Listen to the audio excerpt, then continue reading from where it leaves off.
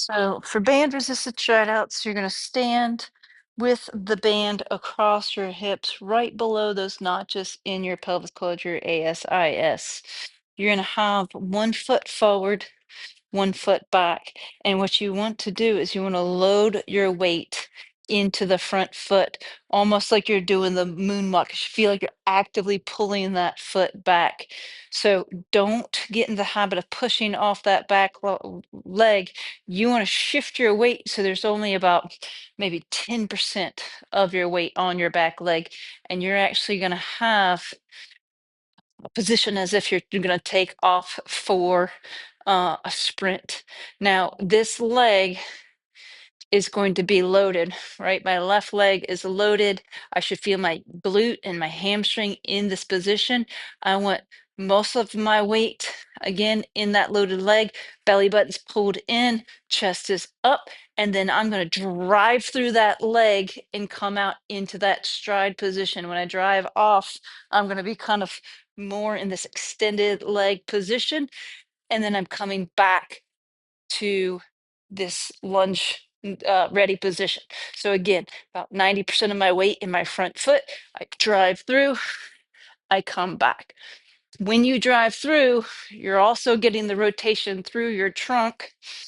So show from this position here, I'm loaded into this front leg about 90%. And then from here, I drive through, I get my rotation, and then I come back. So belly button in, chest up, stride out, return back into the starting position. Make sure your arms are going the same position that you would as if you were walking or running. So the first thing you're going to do is you're going to step here, turn your foot out, then you're going to cross over before you come into that ice skater position, right? And then from there, we step out, cross over, land in that ice skater position. So in real time or a little bit faster, it would look like this: step, cross, land, step, cross, land, step, cross, land, step, cross, land. And then as you get more comfortable, you can speed this up. Now, as you land in this one, you want to make sure you're landing. Try to get good alignment of that knee. We don't want it this collapsed in. We want that alignment of the knee. You can lean your body though, because what's going to happen is as you jump, you're going to have the forces going that way, and leaning your body off to the side will definitely counterbalance that. The basics of the med ball slam. You're going to start, I'll show you from the side again, just so we can review. You're going to start with this bell back behind your head. You're going to take your tailbone, you're going to tuck it, you're going to pull your belly button in. And this is where we're going to shift our pelvis forward, but we're not extending into the low back. So we shouldn't get into this excessive curvature of the lumbar spine. You want to keep core muscles engaged. And then from there, you're shifting your weight to the balls of your feet in order to keep that plank position, and then you'll go into your slam. Except this time, what we're going to do is we're going to load up 1 foot, and then as we slam, we're going to transition to the opposite side. So from the front, here, back. I'm going to shift my weight forward, keep my core muscles engaged.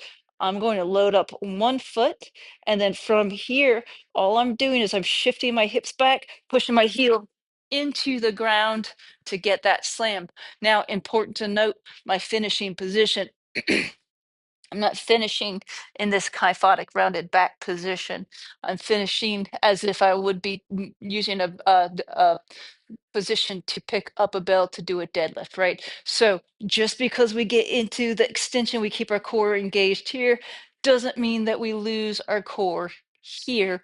You want to keep that extension, or keep that core engagement as you go from extension to flexion position. So from the side again, the ball's up. I'll shift the other way so you can see. So I'm loading up my right leg. throwing my hips into extension, and then now I'm taking my hips back, slamming down, crossbody pattern.